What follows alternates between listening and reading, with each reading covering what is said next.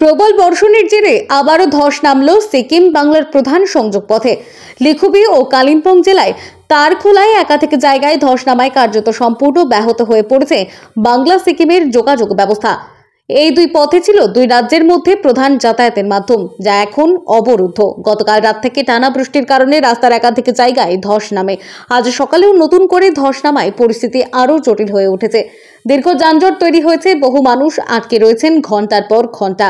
জরুরি প্রয়োজন ছাড়া রাস্তায় বের না হওয়ার পরামর্শ দিয়েছে প্রশাসন।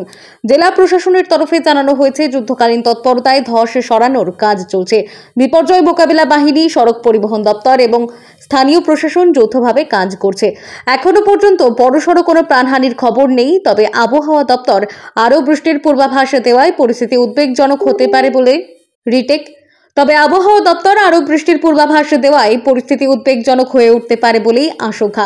স্থানীয়দের জন্য সতর্কবার্তা জারি করা হয়েছে। জরুরি প্রয়োজন না থাকলে এই রুট ব্যবহার না করার অনুরোধ প্রশাসনের। বিকল্প রুট ব্যবহারের পরামর্শ দেওয়া হয়েছে যাত্রী ও চালকদের। এদিকে ধসের কারণে পাহাড়ি অঞ্চলে পর্যটনেও প্রভাব পড়েছে। বহু পর্যটক আটকে পড়েছেন বা ভ্রমণ বাতিল করেছেন।